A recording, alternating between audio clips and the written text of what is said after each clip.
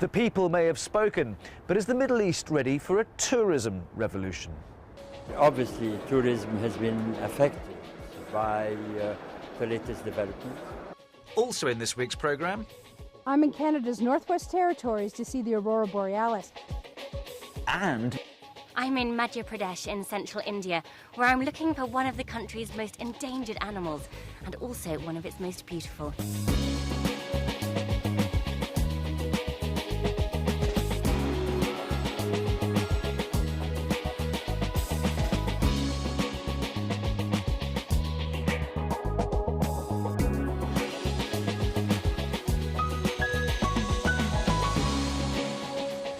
Hello and welcome to Fast Track. I'm Rajan Datar. Now, it's a well-observed trait in the human species to err on the side of caution when there's any hint of instability attached to a foreign trip. And recent events in the Arab world, still unfolding of course, were bound to have had an effect on incoming tourism there.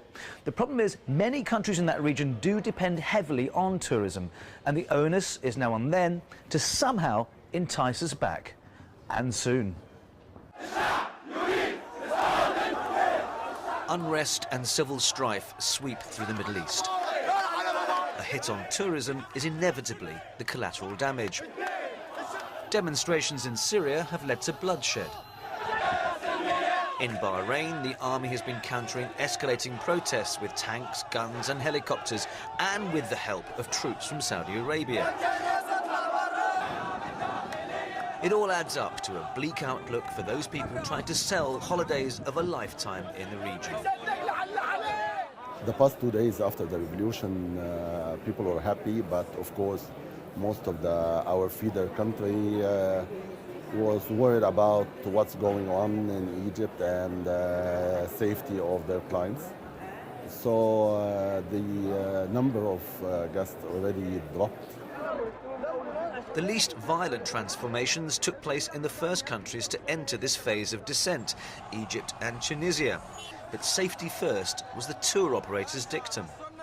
In Jeddah, there are about more than 1,000 tourists stayed because lots of them wanted to stay there, and they stayed. But the tour operators, they repatriated most of them, and of course we had a lot of 45% of bookings. In recent times, tourism has been a big hope for the Middle East. Last year, in fact, the region was the fastest growing travel market in the world, with a 14% jump in visitors, and it supplies around 8% of the jobs there. The picture does look rather different now. Tourism analysts say the Middle East was set to become the world's dominant travel hub by 2020. Even Libya, for a long time a rogue state in Western eyes, was beginning to court more visitors, as Fast Track found out 3 years ago. I think for us, Mahmoud has actually made it for us. He is so well informed. But today, across the whole region, it's the small businesses who are feeling the bite of drastically reduced tourist numbers, from taxi drivers to street vendors, guides to local tour operators. In Egypt, cancelled bookings are said to have cost the country some $825 million and have led the new tourism minister to insist his country is safe for visitors. I would tell the tourists that they will find an Egyptian smiling even more than he was before, because he's full of hope with the change that occurred. Travel the Unknown is a fairly new small business that caters to adventurous travellers, and originally the Middle East seemed like a good destination to push. Syria, Lebanon, Jordan were the three that we really kind of focused on. Jordan's obviously has a very kind of well-developed, tourism infrastructure. The other countries not so much so. And we kind of felt that those countries, being especially neighboring countries as well, they would be kind of easier to explore in that sense. But again, we're kind of dying to be discovered, really. But the events of the last few months have taken their toll. Initially, I would say when the events started unfolding in Tunisia, a lot of people felt that, okay, maybe this is isolated purely to Tunisia. So a lot of people were happy to say maybe shift their focus to other Middle Eastern countries.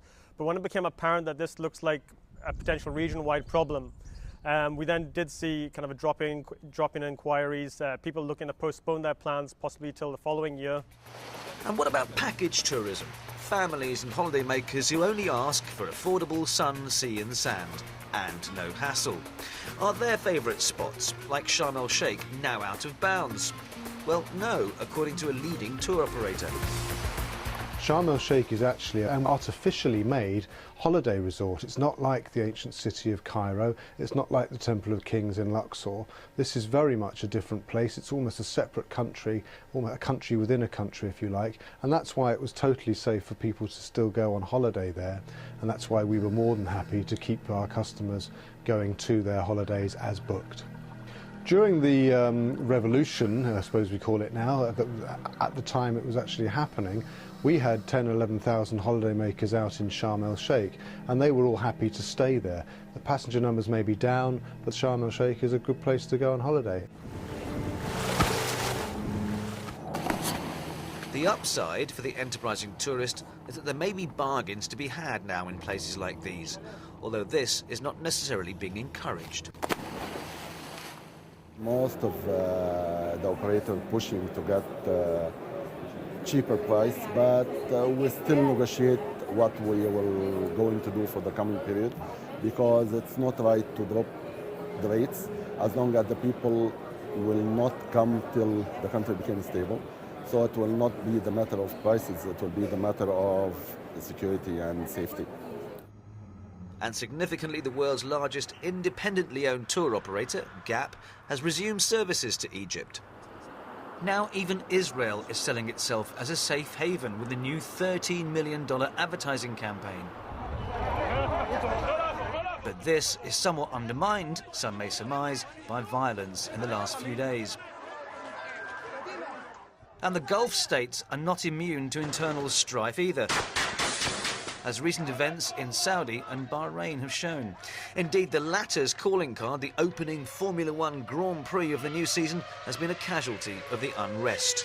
And cruise operators too have taken Bahrain off their schedules. The worry, of course, is the longer problems continue, the more tourists will give the whole region a wide berth in the long term. We found that people do tend to plan a good, say, 6 to 8 months in advance for these kind of trips, especially for trips around Christmas time. So what we have found is that a lot of people who were planning to go there are now looking at alternative destinations. There are obviously a number of tour operators who offer trips to other parts of the world, so people have looked to rebook elsewhere. The optimist view is that in today's 24-hour news culture, memories can be very short, and that this time next year, tourism could be back to normal levels again.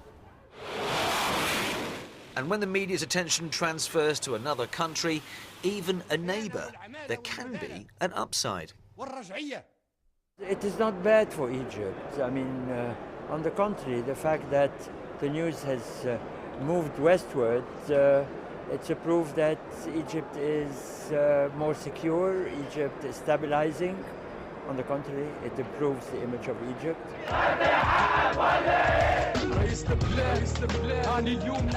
Egypt has gained the support of the public opinion at large. The Egyptian revolution has been a beautiful thing. In fact, it was peaceful, it was responsible, it was modern, it was technological, it was young. I feel the support, I feel the sympathy, and this makes me very confident.